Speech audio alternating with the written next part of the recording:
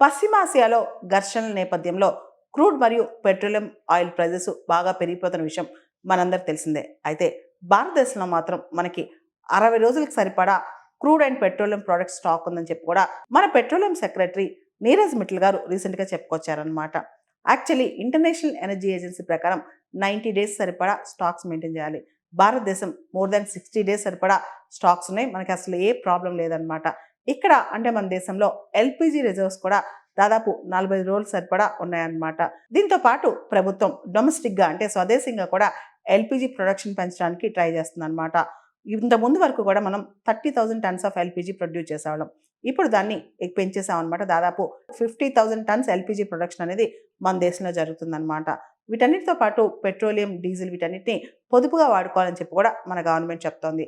Already మనకి reserves బాగానే ఉన్నాయి. ఇంకా కాస్త జాగ్రత్తగా వాడుకోవాలని. దానికి ప్రధానమైన కారణం ఏంటి? ఈ పశ్చిమాసియాలో ఘర్షణ వల్ల స్ట్రెయిట్ ఆఫ్ హార్ముజ్ ఏదైతే ఉందో అక్కడి నుంచి 1/5 ఆఫ్ క్రూడ్ ఆయిల్, పెట్రోలియం ఇవన్నీ పాస్ అవుతుంటాయి అనమాట.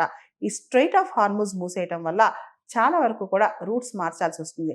అయితే భారతదేశం మాత్రం క్రూడ్ ఆయిల్ ఇంపోర్ట్స్ని డైవర్సిఫై కూడా చేసుకుంది. దాదాపు 41 దేశాల నుంచి క్రూడ్ ఆయిల్ ఇంపోర్ట్స్ చేసుకుంటుంది. ఎప్పుడైతే పశ్చిమాసియాలో యుద్ధం మొదలైందో అప్పుడు భారతదేశం కూడా తన ఆయిల్ ఇంపోర్ట్స్ని డైవర్సిఫై చేసుకుంటుంది. ఆల్రెడీ దిగుమతి చేసుకుంటున్న రకరకాల దేశాల నుంచి ఇంకా ఎక్కువగా ఈ క్రూడ్ ఆయిల్ కానీ ఇవన్నీ దిగుమతి చేసుకుంటుంది అండ్ డైవర్సిఫై కూడా చేసుకుంది అనమాట. దాంతోపాటు ప్రత్యేకంగా ప్రభుత్వం ఇప్పుడు సముద్ర మంథన్ ప్రాజెక్ట్ మీద ఎక్కువ ఎంఫసిస్ చేస్తుంది అనమాట. అది చాలా వరకు ఫైనల్ స్టేజ్కి వచ్చింది.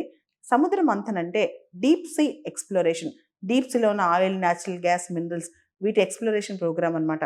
భారతదేశం ఆ ప్రోగ్రామ్కి సముద్ర మంథన్ అని చెప్పి పేరు పెట్టింది. సో ఈ ప్రోగ్రామ్ కూడా ఆల్మోస్ట్ ఫైనల్ స్టేజ్కి వచ్చేసింది. ఇకపోతే భారతదేశానికి కావాల్సిన క్రూడ్ ఆయిల్ రిక్వైర్మెంట్లో 88% మనం ఇంపోర్ట్ చేసుకుంటుంటాం. ఈ టైంలో మనం ఖచ్చితంగా మన క్రూడ్ ఆయిల్ రిజర్వ్స్ని మెయింటైన్ చేసుకోవాల్సిందే. ఈ సమయంలో మన పెట్రోలియం సెక్రటరీ నీరజ్ మిట్టల్ గారు కూడా వచ్చే 60 రోజులకు సరిపడా బఫర్ స్టాక్ మనం మెయింటైన్ చేస్తున్నామని చెప్పుకొచ్చారు. ఇదంతైనా ఆశావహం. రీసెంట్గా హైదరాబాద్లో మోడీ గారు చేసిన వ్యాఖ్యలు కూడా పొదుపుగా పెట్రోలియం, డీజిల్ వాడుకోవాలని, వర్క్ ఫ్రమ్ హోమ్ ప్రమోట్ చేసుకోవాలని ఇలాంటి వ్యాఖ్యలు కూడా దీనికి సంబంధించినవి.